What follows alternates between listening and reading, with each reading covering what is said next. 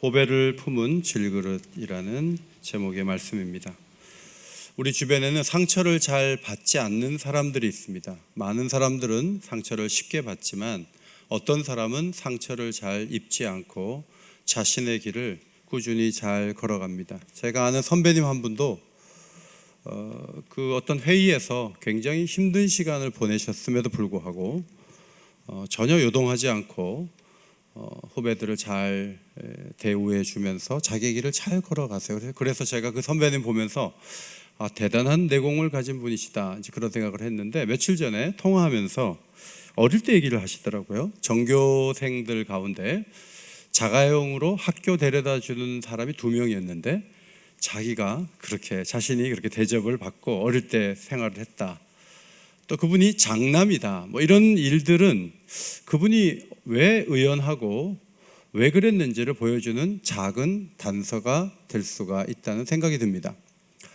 바울 서신을 볼 때마다 바울이 참 힘들었을 텐데 바울이 어떻게 이렇게 의연할까? 어느 집 장남이고 부잣집 아들이어서 그랬는가? 그건 아니고 그 나름대로 어떤 비결이 있었는데, 먼저 그가 당한 어려움들을 좀 보면 그는 과거에 어둠이 있었죠. 교회를 핍박한 그런 잘못으로 인해서 아들과 같은 디모데에게 내가 죄인 중에 괴수다, 이런 말을 했고, 개척한 교회들 속에서 지가 무슨 사도냐, 예루살렘을 거치지도 않고 자기 혼자 사도라고 했는데 사도일 수 있느냐, 이런 논리로 인해서 자기가 개척한 교회에서도 사도가 아니다, 이런 이야기를 들었습니다. 그리고 그는 유대인들의 공격을 받아서 정신을 잃기도 했고 그 몸이 던져지기도 했던 그런 아픔도 있었습니다. 개척한 교회들이 계속 그에게 도전을 하죠. 그리고 몸이 아파서 참 힘겨운 시간도 보내야 했습니다. 이런 여러 가지 고통들이 계속 오면 보통 어떻게 되냐면 믿음이 식어져요. 그리고 사명을 놓아버려요. 나 이제 안 한다. 그리고 그냥 안일하게 살면서 안 하는 걸 가지고 하나님께 무기 삼아서 이렇게 나오기가 일반적으로는 그런데, 사도는 전혀 주님을 사랑하는 그 부분에서 물러섬이 없이 퇴색함이 없이 꾸준히 자기의 길을 걸어갔어요. 무엇이 사도에게 있어서 그 마음이 무너지거나 뒤로 물러서지 않게 만들었던가? 그것이 매우 중요한 요소죠. 마라톤을 할 때 나는 10km 정도 달리면서 나는 쓰러져 버렸는데, 어떤 사람은 30km 이상 달리면서 더 속도를 내고 결승점을 하면서 달려간다면 도대체 저 사람은 어떻게 훈련을 했고 무슨 생각을 가지고 있길래 저렇게 코스를 완주할 수 있는가? 부러운 거죠. 어떻게 그럴 수 있는가? 오늘 사도는 놀라운 비결을 한 가지 제시했는데, 그것은 자신만이 갖고 있는 비결이 아니라 예수를 믿는 모든 자가 낙심하지 않고 뒤로 물러서지 않고 앞으로 걸어갈 수 있는 힘을 갖는 어떤 비결이 있었다 하는 것을 말씀해 주고 있어요. 7절에 먼저 우리의 몸이 질그릇이다 라고 표현했습니다. 우리의 몸은 아프죠. 우리의 몸은 병들죠. 우리는 늙죠. 우리는 서서히 깨지죠. 헬라어로는 질그릇이 2단어예요. 흙으로 만든 그릇, 그런 뜻이에요. 토기예요. 토기가 서서히 금이 가서 나중에 수명이 되면 깨지는 거죠. 우리의 몸이 그렇다라고 이야기를 합니다. 곱게 다루고 조심해서 몸을 써야 됩니다. 그러나 때가 되면 금 가고 깨지는 것을 막을 수가 없어요. 우리 치아를 현미경으로 보면 많이 섞기 때문에 이게 금이 가 있는 경우가 많아요. 그러다 어느 날 치아가 부서지죠. 혈색이 달라지고 피부도 망가지고 염색을 자주 해야 되는 건 물론이고 혈압약을 복용해야 되고, 우리가 질그릇이라는 여러 가지 그 징조들, 그런 사인들은 계속 우리를 찾아오고, 또 우리의 마음도 질그릇이어서 좀 누가 호응해 주면 좋았을 텐데 누구 하나 호응하지 않으면 마음이 또 망가지고, 또 반대적인 얘기를 들으면 또 속상하고, 마음이 이리저리 균열이 생겨서 질그릇 같은 우리 마음이 서서히 옹색해지고 깨지기 쉬운 것이 사실입니다. 오래전에 유대 나라가 무너지는 비극을 경험하면서 예레미야 선지자는 예루살렘 성이 함락되는 모습을 보면서 애가를 지었는데 3장 49절에 내 눈에 흐르는 눈물이 그치지 아니하고 쉬지 않는다. 눈물이 계속 나오는 거예요. 여러분, 나라가 망하고 수도가 함락되면 얼마나 충격이 크겠어요. 그런데 꼭 나라가 망하지 않아도 어떨 때는 며칠씩 울어도 그 마음의 슬픔이 끝나지가 않아요. 그래서 울고 또 울고 밤에 잠을 못 자면서 고민하는 일들이 우리에게 계속 벌어지고 있는 거죠. 강한 바람이 불면 아무리 강하다 해도 흔들리는 거죠. 충격을 받으면 놀라고 힘겨운 일을 만나면 눌리고 바람이 불면 흔들리는 거예요. 그러므로 사도 바울도 여러 가지 어려움을 겪으면서 선교하는 일 너무 힘들다, 못하겠다, 그럴 수 있잖아요. 하나님이 시키신 일이고 예수님이 찾아와서 사도로 불러주시고 하라고 한 일인데 이렇게 어려움을 허용하시면 제가 어떻게 일을 감당합니까? 저 못해요, 이럴 수 있어요. 그런데 그렇게 하지 않았어요. 오늘 그 비결을 7절에서 말씀하죠. 7절, 우리가 이 보배를 질그릇에 가졌으니 그는 보배가 있다. 이 보배가, 내 몸은 질그릇이고 마음도 질그릇이지만 이 보배가 나를 지켜주고 나를 남다르게 살게 만드는 능력이 된다 하는 거예요. 그러면 보배가 무엇인가? 바로 앞절 6절입니다. 어두운 데서 빛이 비치라 말씀하셨던 그 하나님께서 예수 그리스도의 얼굴에 있는 하나님의 영광을 아는 빛을 우리 마음에 비추셨느니라. 하나님의 놀라운 영광이 예수님의 얼굴에 비쳐서 예수님이 반사경 역할을 해서 하나님의 그 빛이 예수님에게 갔다가 우리 마음에 비쳐서 우리 마음에 빛이 왔는데 이 빛이 보배라는 거예요. 우리는 이 빛을 가지고 있다라고 고백을 하고 있습니다. 시편을 읽다 보면 낮에는 해를 보고 밤에는 별과 달을 보면서 하나님의 영광을 마음에 그렸던 시인들이 나오죠. 경건한 사람들의 발견이에요. 모세에게 하나님은 영광을 보여주셨어요. 물이 변하여 포도주가 되는 기적도 하나님의 영광을 드러낸 사건이었습니다.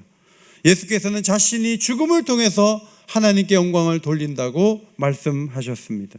다메섹으로 가는 길에 바울은 하늘로부터 비춰오는 그 빛을 보았는데 그것이 바로 하나님의 영광이에요. 그의 인생을 그 빛이 바꾸어 놓았어요.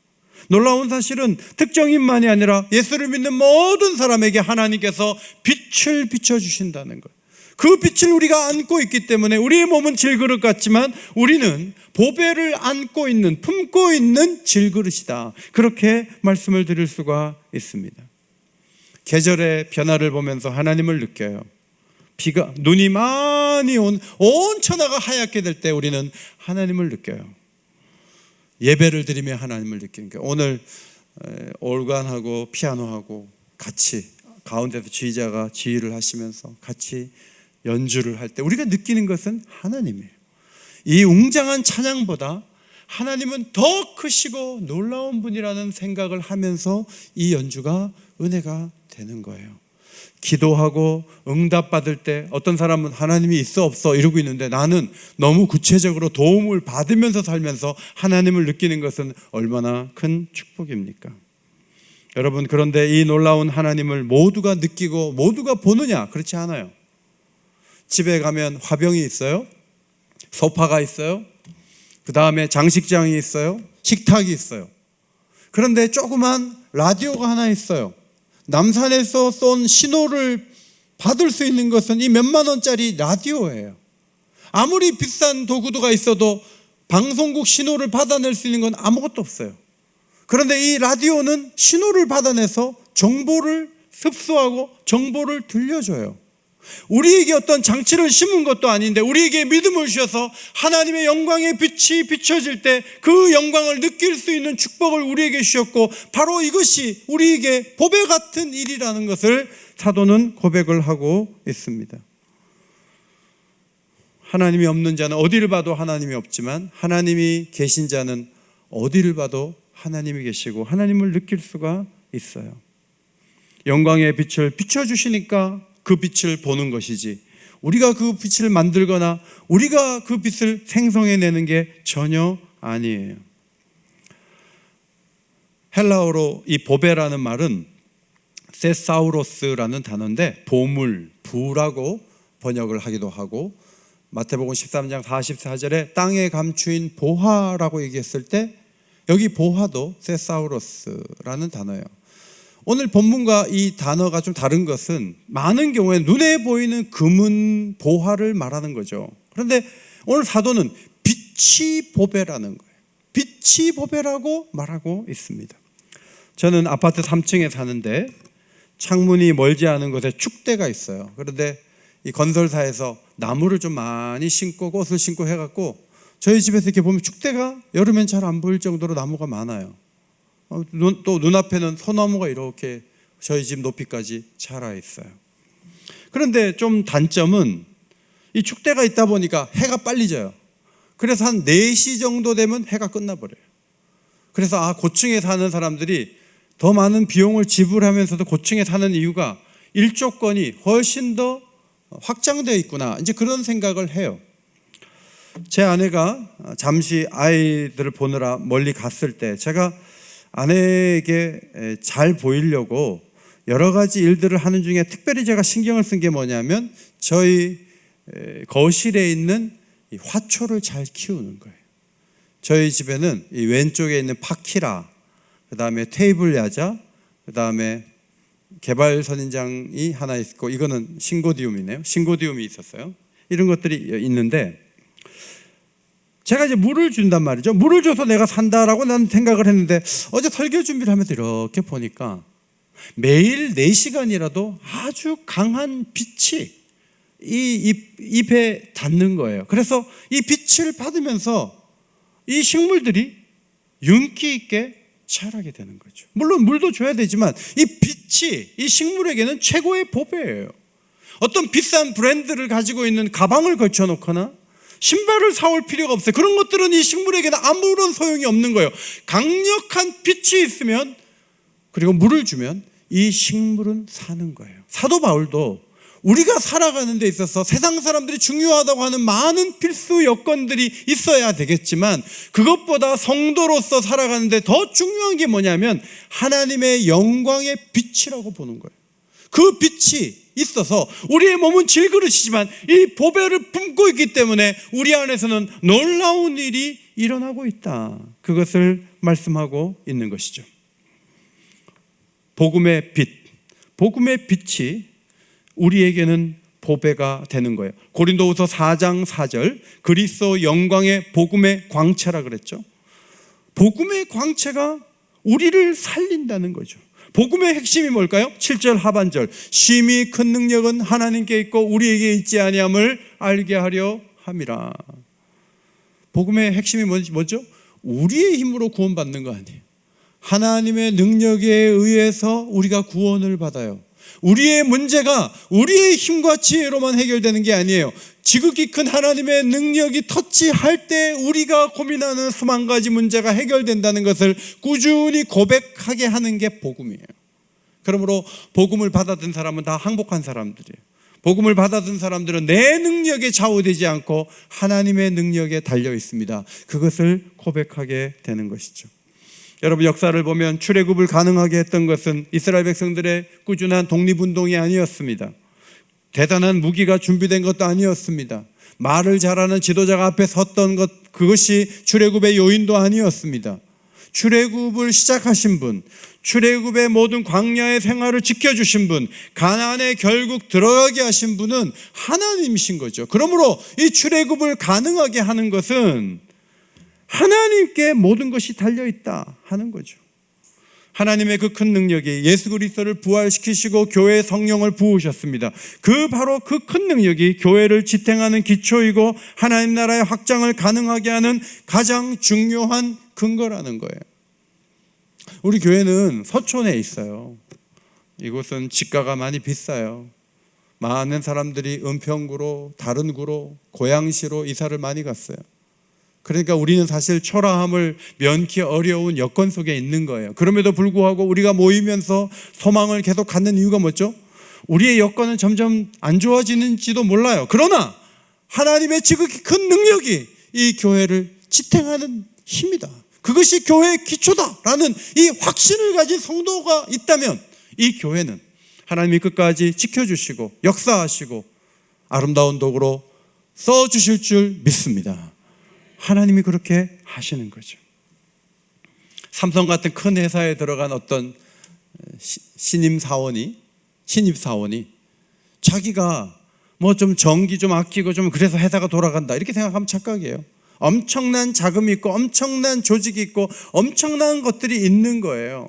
사도 바울도 하나님 나라에 들어와서 일을 하면서 자기가 애쓰고 자기가 노력한 것 때문에 하나님 나라가 엄청나게 잘 된다 그렇게 보지 않았어요. 사도 바울은 이 하나님 나라에 큰 이 동력이 있는데 그것은 하나님이 좌우하시고 하나님이 움직이기 때문에 내가 비록 하나님의 부름을 받아서 이런저런 일을 당하지만 하나님의 능력이 취소되거나 하나님 능력이 갑자기 급감하는 일이 없다면 하나님의 모든 뜻은 성취될 것이며 내가 당하는 어려움은 중요하지 않다. 이것이 사도 바울의 인식이었어요. 여러분 힘겨운 일이 오죠. 이 정도 하면 힘겨운 일이 끝나면 좋겠다. 그런데 힘겨운 일이 계속되면 좌절할 수 있잖아요. 욥을 보세요. 자식들이 죽었어요. 재산이 다 없어졌어요. 건강이 무너졌어요. 무슨 소망이 있어요? 그런데 하나님께서 넉 장에 걸쳐서 가장 많이 말씀하신 게 뭔지 아세요? 나는 전능하다. 난 널 도울 수 있다. 나는 너를 회복시킬 수 있는 지혜와 능력이 있다. 그 말씀하신 거예요. 그래서 욥이 처음으로 회개한 그 부분이 하나님의 전능하심을 인정하는 데 있었어요. 여러분이 어떤 어려움이 있어도 우리가 정말 긴 터널 속에 들어가서 이 터널이 언제 끝이 나올지 모르는 상황에서 계속 달리죠. 강원도에 새로 이 터널 뚫었는데 거기는 한 10분 이상 달려야 되잖아요. 길게 돼 있어요. 그러나 우리 마음속에 달리면서도 끝이 있지. 동굴이 아니지, 터널이지. 그 믿음을 만약에 중간에 꺾는다면 어느 운전자가 끝까지 터널을 달릴 수 있을까요? 마찬가지로 하나님의 지극히 큰 능력이 우리를 붙잡아 준다면 코로나 긴 터널 속에서도 가정에 임한 여러 가지 어려움과 곤란함과 궁핍과 이런 것이 있다 할지라도 하나님의 큰 능력이 나를 지탱하고 하나님의 큰 능력이 교회를 붙잡고 우리와 함께한다. 이런 믿음을 가진다면 끝까지 포기하지 않을 수 있어요. 그래서 복음은 하나님의 지극히 큰 능력으로 구원이 이루어진다는 확신을 갖게 하는 거예요. 복음은 바로 그런 거예요. 근데 이제 어려움이 뭐냐면 이런 확신을 갖고 있지만 사도 바울이 쉽지 않은 거죠. 길을 걸어가는데 어려운 거예요. 너무 많이 어려워요. 한두 가지가 아니고 너무 힘겨운 시간이 계속되는 거예요. 그래서 고린도후서에 보면 바울이 얼마나 힘들었는가를 곳곳에 적어놨는데 1장, 6장, 11장에 적어놨어요. 그리스도의 영광을 위해서 일했습니다. 그런데 1장에 보니까 힘에 겹도록 심한 고난을 당하여 살 소망까지 끊어지고 사형 선고를 받은 줄 알았다는 거예요. 죽는 줄 알았다는 거예요. 6장에 가면 하나님의 일꾼으로 자천하여 일했지만 환난과 궁핍과 고난과 매맞음과 갇힘과 난동과 수고로움과 자지 못함과 먹지 못하는 일이 있었다. 11장에 가면 그리스도의 일꾼이 되었지만 수고를 넘치도록 하고 옥에 갇히기도 더 많이 하고 매도 수없이 맞고 여러 번 죽을 뻔했다. 수없이 맞았다.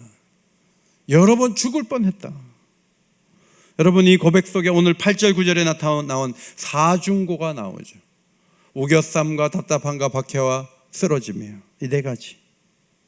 그는 분명히 우겨쌈을 당했습니다.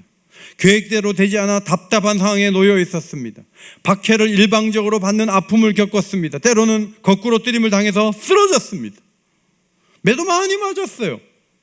그런데 이 바울은 보배를 품고 있기 때문에 사람들의 예상, 자신의 예상대로 되지는 않았다는 거예요. 자, 우겨쌈을 당했어요. 그런데 어느 날 보니까 우겨싼 사람들이 다 없어졌어요. 쌓이지 아니하며 007 영화를 보면 기관총을 가지고 007의 차를 막 난사를 하죠. 근데 방어할 수 있는 그 방탄유리가 있어가지고 이 총이 나오면서 이렇게 한 바퀴 돌면 쏘고 007이 도망을 치는데 우겨쌈을 당했는데 빠져나가잖아요. 총을 잘 쏘는 것도 아닌데 어느 날 나를 다 우겨싸서 너무너무 힘든 가운데 있는데 시간이 흐른데 가만히 보니까 둘러싼 사람이 아무도 없는 거예요. 바울은 그런 것을 경험했어요. 답답한 일을 당했다는 것은 계획대로 일이 안 된 거예요. 그러면 사람들이 낙심하잖아요. 그런데 계획대로 일이 안 되는데 하나님의 계획이 또 있어서 더 놀라운 계획으로 초대받고 길이 열렸다는 거예요. 박해는 일방적으로 강요당하고 매맞는 거예요. 그러면 보통은 하나님이 날 버렸구나 생각하는데 그게 아니었다는 거예요. 박해를 당하는데 하나님이 거기 또 계셨고 거기서 역사하시고 거기서 건져내시는 일들이 있었다는 거예요. 거꾸로뜨림을 당했다는 건 쓰러졌다는 거예요. 그런데 하나님이 그를 다시 일으키시고 망하지 않도록 함께 하셨다는 거죠. 이것이 보배로운 이 놀라운 빛이 자신에게 들어와 있으면서 일어나는 현상이고 모든 성도들이 그런 축복을 받을 수 있다 하는 거예요. 복음은 모든 믿는 자에게 구원을 주시는 하나님의 능력이라고 했습니다. 출애굽했을 때 이스라엘 백성들의 복음이 뭐죠? 그때 그들에게 복음은 뭐냐 하면 애굽에서 빠져나올 때도 함께 하시고 광야에 거칠고 어렵고 공격당하는 것도 하나님이 다 책임져 주시고 요단강을 건너서 여리고성을 무너뜨리고 하나님의 무한 지원을 받으면서 결국 가나안에 입성할 수 있다는 확신, 이것이 출애굽 백성들이 가지고 있어야 했던 복음이에요. 근데 그게 부족하니까 자꾸 원망을 했던 거예요. 여러분, 애국 군사가 뒤에는 있는데 앞에는 홍해가 있어요. 그럼 끝난 거예요. 그렇게 둘러싸여가지고 도대체 그 많은 사람들이 어떻게 합니까? 그 많은 사람들이 먹을 것 없다고 막 울고 불고 하는데 하나님이 한 달 동안 먹이시겠다는 거예요. 그분의 무한한 능력으로 아말렉이 공격하면 막아주시죠. 그분의 능력으로 밤에는 불기둥, 낮에는 구름기둥으로 이스라엘 백성들을 이끌어 가셨습니다. 어려움이 많을 수 있어요. 굉장히 클 수 있어요. 그런데 하나님의 계획이 수정되거나 취소되느냐? 그렇지 않아요. 하나님은 여전히 일하시고 여전히 역사하시는 능력의 하나님이었다 하는 말씀이에요. 하나님의 능력이 그 모든 방해 요인과 열악한 환경보다도 더 컸다는 것을 역사가 보여줍니다. 바울이 여기저기 가서 오해도 당하고 박해도 당하고 미움도 당하고 몸에 아픔도 있고, 그런데 바울이 가만히 생각해 보니까 내가 갖고 있던 문제보다 하나님은 항상 그 능력이 크셔서 나를 붙들어 주셨구나. 그것을 발견하면서 고린도 교회 성도들에게 말하는 거예요. 하나님이 그 어려움보다 더 강하시다는 거예요. 하나님은 더욱 놀라운 일을 이루시고 힘겨운 자리에서 건져내시고 자신의 뜻을 반드시 이루시는 전능자라고 설득하고 있습니다. 여러분, 사도행전을 읽어보면 어려움이 계속 오죠. 1장에서 어려움은 뭐냐면 예수님이 부활 승천하셨어요. 대단한 모습을 봤다고 하지만 그분이 떠나면 그 주님 기대고 3년 동안 따라다녔는데 부활하셔가지고 가버리시면 없잖아요. 안 계시잖아요. 떠나는 것은 일단 이별은 슬픈 거예요. 2장에 가면 방언을 하니까 낮에 낮술 먹고 저런다 하고 조롱하는 얘기가 터져나와요. 3장에 가면 가난한 사람 앞에 뭘 주려고 하니까 은과금이 없는 거예요. 목회 활동비를 안 준 거예요. 그런 걸 줄 만한 체계가 안 돼 있어요. 뭘 도와주려고 해도 도와줄 게 아무것도 없는 현상. 4장에 가면 엄청난 공격을 당하죠. 예수 이름으로 말하지도 가르치지도 말라. 이 말을 어겼을 때는 예수처럼 죽는다라는 말이 생략되어 있는 거죠. 엄청난 위협을 교회가 받아요. 5장에 가면은 아나니아와 삽비라가 헌금을 일부를 하면서 전체를 드리는 신용을 하다가 죽어버렸어요. 그 장례를 지낼 때 교회 분위기가 어떠했을까요? 6장에 가면 구제하는 일에 명단이 빠져갖고 헬라파 가부들이 막 원망해서 교회가 어려워지는 사건이 6장에 소개되어 있어요. 7장에 가면 일꾼으로 세웠던 스데반이 순교하는 장면이 나와요. 돌에 맞아 죽어요.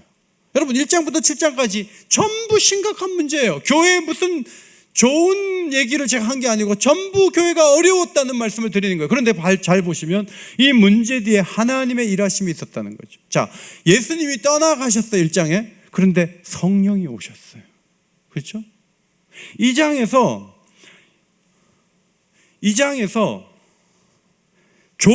사람들이 조롱하죠. 그런데 요엘서의 예언대로 누구든지 주의 이름을 구원을 받는 시대가 열렸다는 것을 선포하죠. 3장에서 은과 금은 없지만 베드로에게 예수의 이름에 권세가 있어서 나면서부터 앉아있는 사람을 잡아 일으켰는데 그 사건을 통해서 수많은 사람들이 예수님을 주목하게 되는 놀라운 역사가 일어났어요. 사장에서 위협과 경고를 받았지만 전부 모여서 합심해서 기도할 때 성령을 부으시고 담대하게 예수 이름을 증거하는 놀라운 변화가 있게 되었습니다. 5장에서 아나니아와 삽비라가 죽어서 성도들이 전부 우리가 하나님께 드려야 될 거 제대로 드려야 되겠다. 우리가 진실해야 되겠다. 거룩한 경건한 모습으로 하나님을 섬기게 된 거죠. 6장에서 구제하는 일에 문제가 생기니까 7집사를 세워서 교회는 더 부흥을 하게 되었다. 7장에서 스데반이 죽었기 때문에 흩어진 성도들이 여러 곳에서 하나님의 복음을 전하게 되었다. 한편으로 어렵지만 더 놀라운 일을 하나님은 그 어려움을 통해서 계속 이루어 가시는 것을 우리는 발견하게 됩니다. 그러므로 어려운 일이 있습니까? 고통만 주고 떠날 거라는 것은 우리 계산이에요. 그렇지 않다는 거예요. 바울은 말합니다. 여러 가지 어려움이 오는데 항상 그 어려움은 하나님의 일하심과 결부되어 있고 우리는 그 어려움을 가지고 예상을 합니다. 우리 망할 거야. 우리 낙심할 수밖에 없어. 우리는 하나님께서 버리신 거야. 이렇게 생각할 수 있지만 그렇지 않다는 거예요. 그렇지 않다고 우리 안에 설득하고 우리를 이끌어내는 게 뭐냐면 우리 속에 비쳐있는 하나님의 영광의 빛이라고 오늘 설명을 하고 있습니다. 놀라운 고백이 10절이죠. 자, 앞에 보시고 10절을 함께 읽겠습니다. 시작. 우리가 항상 예수의 죽음을 몸에 짊어지면 예수의 생명도 우리 몸에 나타나게 하려 함이라. 여러분, 바울이 고난을 당한 그 부분을 예수의 죽음을 몸에 짊어졌다, 그렇게 고백하죠. 어제 어떤 책을 보니까 고난은 예수의 죽음의 배지다, 그런 말이에요. 과거에 RCY 같은 그런 단체들 가면 애들 배지 하나씩 나눠주잖아요. 국회의원 되면 여기 배지 달잖아요. 우리가 예수의 제자라는 그 상징이 뭔지 아세요? 주님을 섬기려고 하다가 이런저런 어려운 일들 당하는 그것이 바로 배지가 될 수 있다. 그런데 이 배지를 달 때 무슨 일이 일어나냐면 보기에는 죽음의 어떤 현상들이에요. 막 아프고 공격당하고 막 여러 가지 고통들이 막 밀려오니까 죽겠다 하는데 분명히 죽음의 증상인데 놀라운 것은 바로 그때 예수 생명의 역사가 시작이 된다는 거예요. 예수님이 십자가에 죽었기 때문에 상상도 못하는 부활이 있었던 것처럼 성도들과 교회가 어려운 일을 당하는데 그 어려움 속에 하나님의 일하심이 시작된다는 사인이 있을 뿐만 아니라 실제로 하나님이 일하시는 놀라운 역사가 있게 된다는 거예요. 그것을 고린도 교인들이 보라는 말씀이죠. 그래서 바울은 인식을 완전히 바꿔서 12장에 가면 이런 고백을 해요. 그러므로 도리어 크게 기뻐함으로 나의 여러 약한 것들에 대하여 자랑하리니. 여러분, 약한 것들 자랑해요? 어떤 목사님은 자기 당뇨를 앓고 있는데 교인들한테 비밀로 했다고. 교인들이 괜히 알면 시험 든다고. 목사님 항상 건강하고 목사님 아무 문제가 없고 목사님 모든 복을 다 받은 것처럼 그렇게 보여야 되니까요. 자기는 얘기한 적이 없다고. 그러나 약한 사람들이 나는 혈압약을 먹어요. 나는 당뇨약을 먹어요. 나는 소화가 안 돼서 이런저런 약을 먹으면서 저는 장이 약해요. 저는 이런저런 어려움이 있어요 라고 말해도 관계가 없다는 거예요. 왜냐하면 예수의 능력은 약한 사람에게 오는 것이기 때문에. 내가 강하고 내가 아무 문제 없고 내가 모든 것을 알고 내가 똑똑한데 주님이 와서 날 도와주겠어요? 그렇지 않다는 거예요. 내가 약하고 내가 아무것도 할 것이 없고 어떻게 보면 지금은 교회는 가장 약한 때를 지내고 있어요. 그러나 잘 생각해 보면 바로 이때 주님의 강함이 교회에 임할 수 있는 절호의 기회가 우리에게 온 것이다. 그렇게 보는 것이 믿음의 해석이에요. 교회를 하나님이 지켜주실 줄 믿습니다. 우리가 약하면 그분이 강하시다니까요. 이것이 바울이 오늘 우리에게 준 놀라운 해석인데 이 해석이 어디서 오냐면 하나님의 영광의 빛이 마음에 비춰진 사람은 이 해석이 가능하고 이 체험이 가능하다, 그 말씀이에요.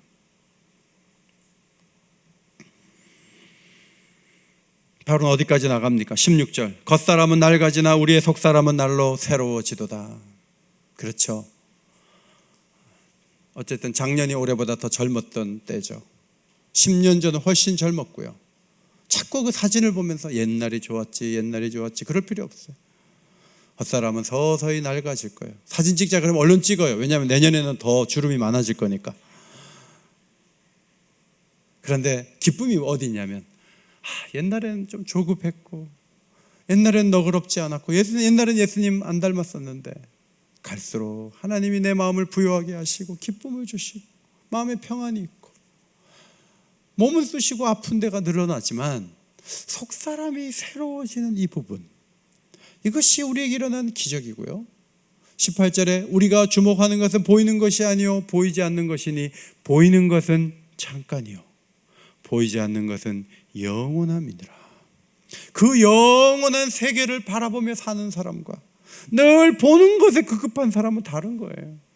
보이지 않는 것을 주목하고 하나님이 이루실 약속을 바라보면서 내가 오늘 어떤 어려움이 있든지 그것을 이루실 것은 취소되지 않기 때문에 느긋하게 감사하게 걸어갈 수 있는 것이 우리가 받은 축복이죠.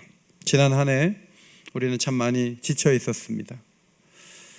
최근에 큰 문제는 백신 2번 맞으면 이제 방역 패스 보여주고 어디든지 갈 수 있다고 생각했고 여행도 가능하다고 생각했는데 오미크론이 나타나가지고 엄청나게 지금 퍼져나가서 미국에서는 1월달 수업 많은 학교들이 온라인으로 한다. 처음으로 다시 돌아간다. 그런 말이에요. 방역 당국의 정부의 예상과 전혀 빗나가는 상황으로 가고 있어요.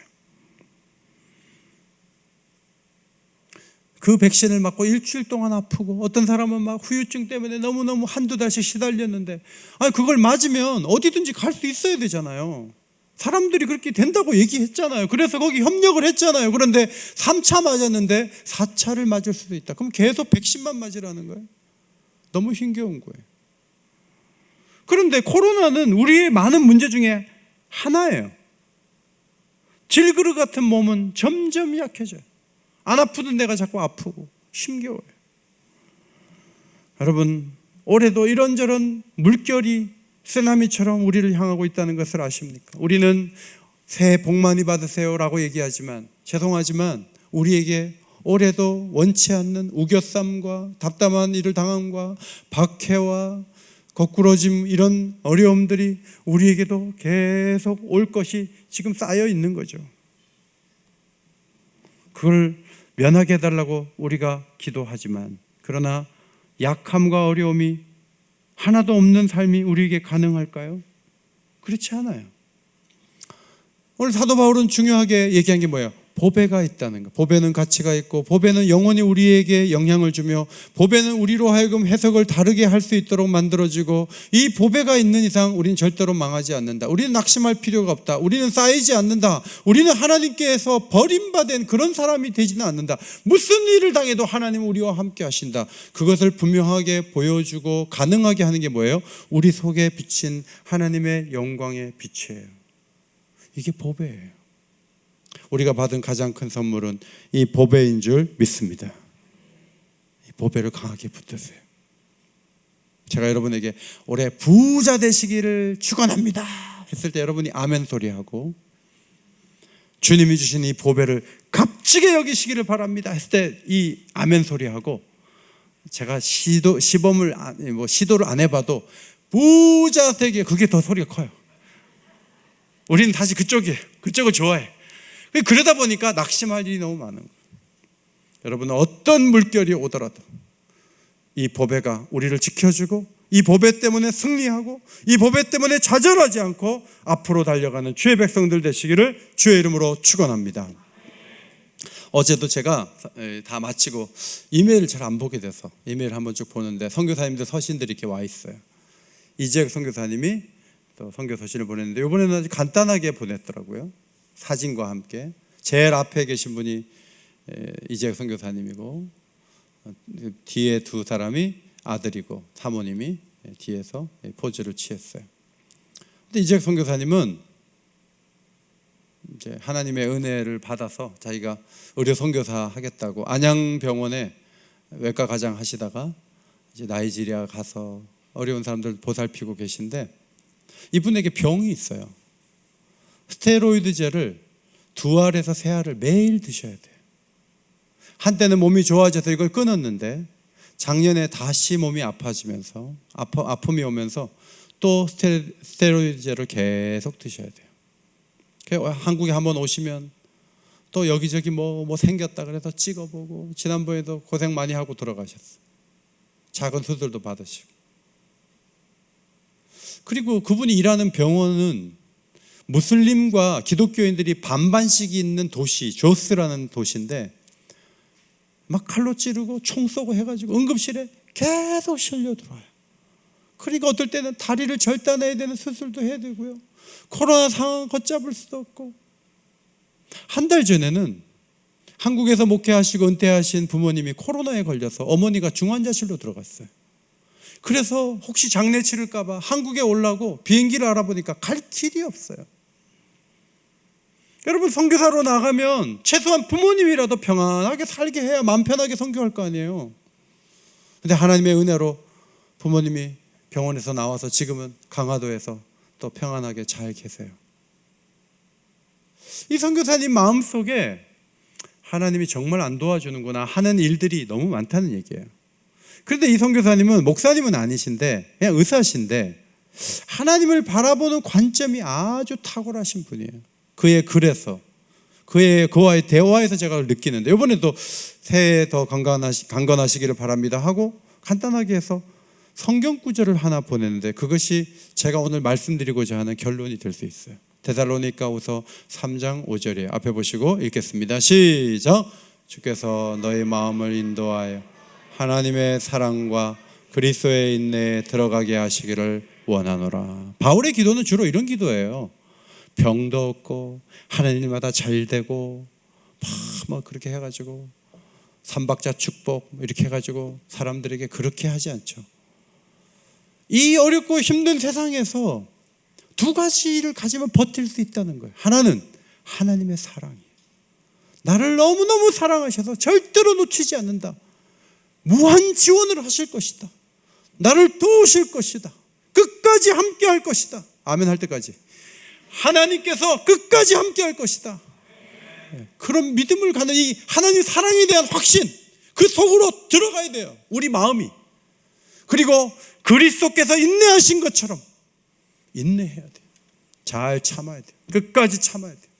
그러면 때가 되면 욥처럼 놀라운 회복의 역사를 볼 수 있다. 이것이 성경의 위대한 가르침이죠. 질그릇 같지만 보배를 품은 우리들입니다. 보배로운 사람들이. 이 보배, 이 빛을 잃어버리지 마시고 하나님의 영광 가운데 잘 걸어가는 이 한 해가 되시기를 예수의 이름으로 축원합니다. 하나님 고맙습니다. 어렵고 힘든 중에도 새해를 맞이했습니다.